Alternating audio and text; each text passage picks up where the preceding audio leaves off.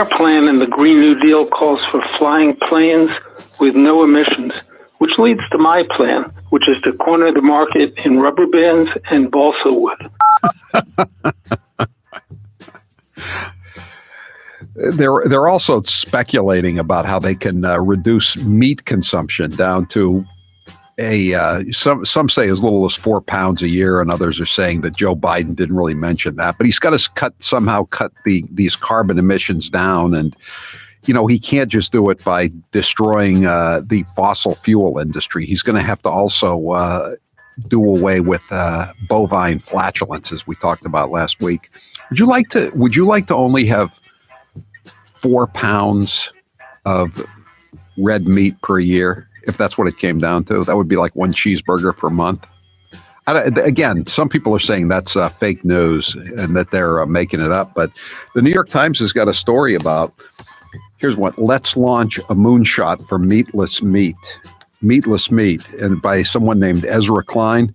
I keep asking alternative protein experts what they wish was in the bill. This is the infrastructure bill. Did you know there was such a thing as an alternative protein experts? Just like you probably didn't know there were neo-pronouns until a couple of weeks ago. I've told you something new today. Alternative protein experts. Go ahead. Loving. Did you hear the state is letting Tucker Taylor book shows again? As if things weren't bad enough, now we have to hear more Sinatra. Why couldn't he have spent the past year learning some good songs like James Taylor? That would have been an act worthy of booking on my yacht. Taylor sings Taylor. I guess the Mad Mullahs of Iran are now saying they've got a friend in John Kerry because he's telling them what the Israelis are doing in Syria.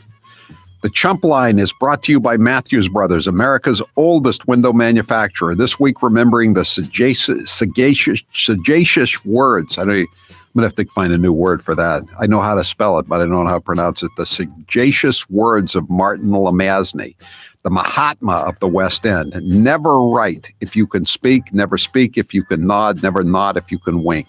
To which we would add the following addendum: never, ever, ever tweet. Especially after midnight. Boy, Howard, did you miss the point? Nomadland's actually a futuristic, apocalyptic view of what America's going to look like after 4 years of Biden. No wonder it only did 2.5 million at the box office, all told. We're living it in front of our very eyes every day when we step out of the front door. And sometimes when the new arrivals to our shores step inside the front door. Move along, homeless people. Move along. We need to make room for limos full of drug addicts and perverts. Well put. Harris didn't write a children's book. It just reads like a child wrote it. Yeah, I wonder how it compares to Mayor Pugh's book about Healthy Holly Holy. She went to prison for that one, and Kamala's going to the White House for her book. Life ain't fair.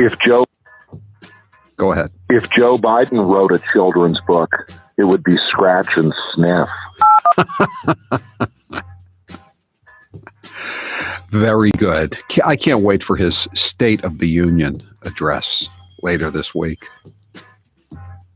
Mr. President, you can have my cheeseburger when you pry it from my cold, dead hands.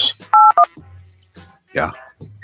Maybe that's why he wants to cut down on the Independence Day barbecues in the backyard, so that there will be less red meat hamburger consumed. But I'm sure the newcomers to our land who will be picking up the tab for as well for the remainder of their lives, their children's lives, their grandchildren's lives. I'm sure they'll have as much hamburger, hot dogs, sausage, chicken wings, etc. as they want.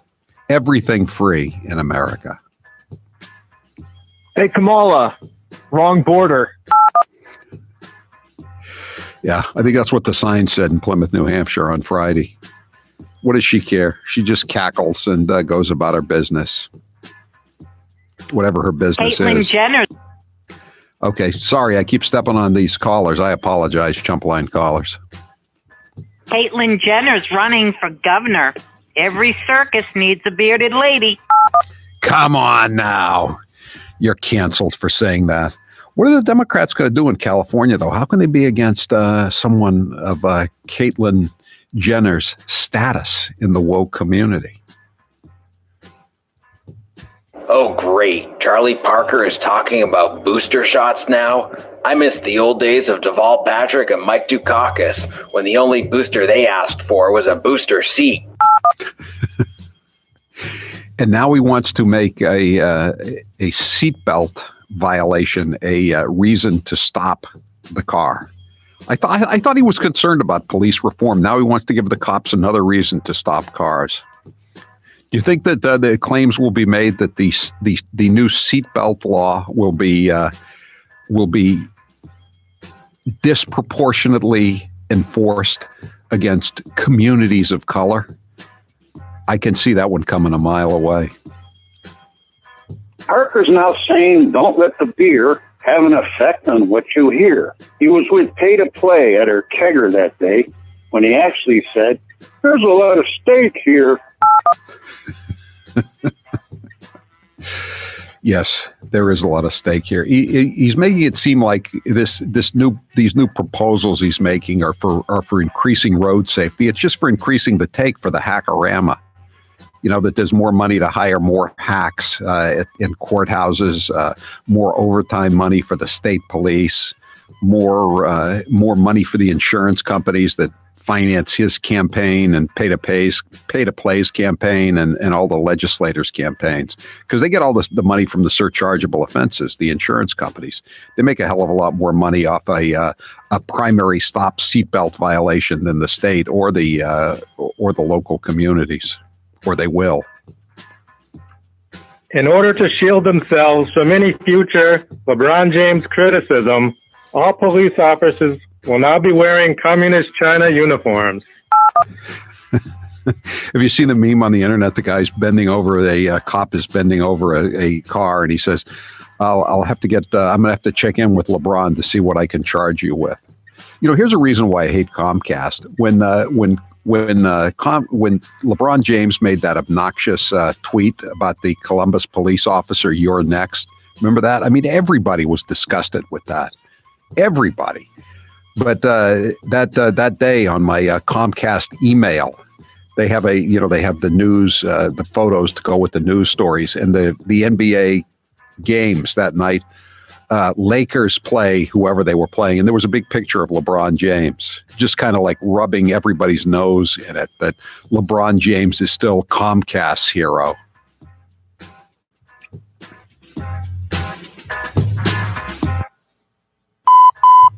That was your last Chump Line message. Thank you for calling Howie Carr, you chump. All right, that's it for the Chump Line today. The Chump Line is the recorded voicemail message service of the Howie Carr Show. You can call and leave a message at any hour of the day or night, or as long as it's between 1 and 4 p.m. Eastern Daylight Time. The Chump Line number, if you'd like to leave such a message, is 844-500-4242, 844-500-4242.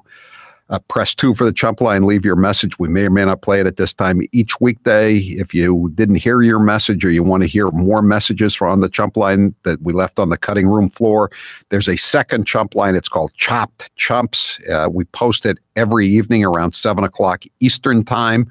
Get Chopped Chumps wherever you get your Howie Carr Show podcasts. The Chump Line is brought to you by Matthews Brothers, America's oldest window manufacturer. This week, remembering the wise words of Martin Lamazny, the Mahatma of the West End. Never write if you can speak, never speak if you can nod, never nod if you can wink. To which we would offer the following addendum. Don't ever, ever, ever tweet. Move along, homeless people. Move along. We need to make room for limos full of drug addicts and perverts. Yeah. Drug addicts with their own limos as opposed to the drug addicts that are out on the street sleeping on the park benches and on the sidewalks. I'm Howie Carr. He's making talk radio great again. He's Howie Carr.